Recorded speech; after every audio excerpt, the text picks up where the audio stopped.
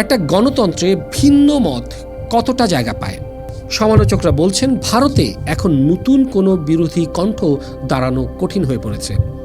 একটা আরশোলার যোগ পার্টিকেই যদি জাতীয় নিরাপত্তার হুমকি বলে ধরা হয়, তাহলে আসল বিরোধী দলগুলোর উপর কেমন চাপ পড়ে সেটা অনুমান করা যায়।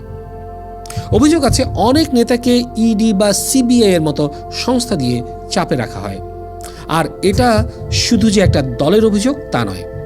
ভারতের নানা বিরোধী দল যেমন শিবসেনা, এনসিপি, আম আদমি পার্টি, কংগ্রেস, তৃণমূল সবার তরফ থেকেই একই ধরনের অভিযোগ শোনা যায়।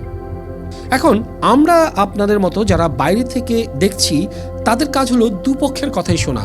সরকারের যুক্তি আইন আর নিরাপত্তা, সমালোচকদের যুক্তি এটা ভিন্ন মত দমন। সিদ্ধান্তটা শেষমেশ আপনাদের, মানে দর্শকদের। আর এই গল্পটা শুধু ভারতের নয়, গত কয়েক বছরে গোটা দক্ষিণ এশিয়া জুড়েই আমরা এমন একটা ছবি দেখেছি, যেমন শ্রীলঙ্কা, নেপাল, এমনকি আমাদের নিজেদের দেশেও সোশ্যাল মিডিয়া থেকে জন্ম নেওয়া তরুণদের আন্দোলন কিভাবে রাজনীতিকে নাড়িয়ে দিতে পারে।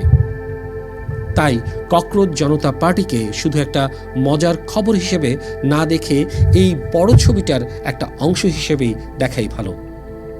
তবে এখানে একটা মজার ব্যাপারও আছে। এই সব পদক্ষেপ আসলে শক্তির প্রমাণ নাকি দুর্বলতার?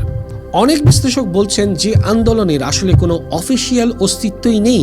একটা পোকার নামে বানানো একটা পেজ, সেটা দিয়ে এত হইচই করাটাই বুঝিয়ে দেয় ভেতরে ভেতরে কতটা অস্বস্তি কাজ করছে।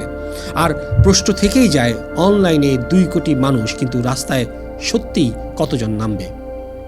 আপাতত পরিস্থিতিটা এমন, ককরোচ জনতা পার্টি তাদের ওয়েবসাইট আর ইনস্টাগ্রাম অ্যাকাউন্ট অনেকটা ফিরে পেয়েছে, যদিও কিছু পোস্ট এখনও ব্লক।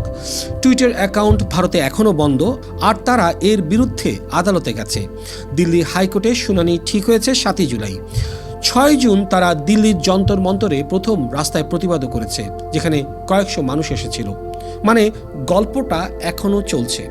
কিন্তু এর ভবিষ্যৎ কি হবে সেটা নির্ভর করছে সিজেপি মানে ককরোচ জনতা পার্টির মানুষগুলোর উপর, আর তাদের কোটি কোটি ফলোয়ারের উপর।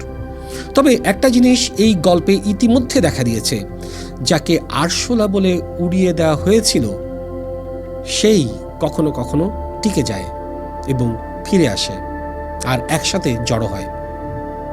ককরোচ জনতা পার্টি মানে সিজেপির লোকরাই নিজেরাই বলছিল একটা কথা, you can't squash a movement, মানে আন্দোলনকে পায়ের তলায় পিষে ফেলা যায় না।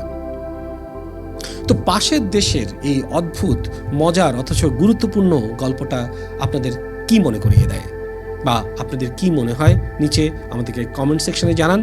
ককরোচ জনতা পার্টি কি সত্যিকারের পরিবর্তন আনবে, নাকি শুধুই একটা ভাইরাল মুহূর্ত?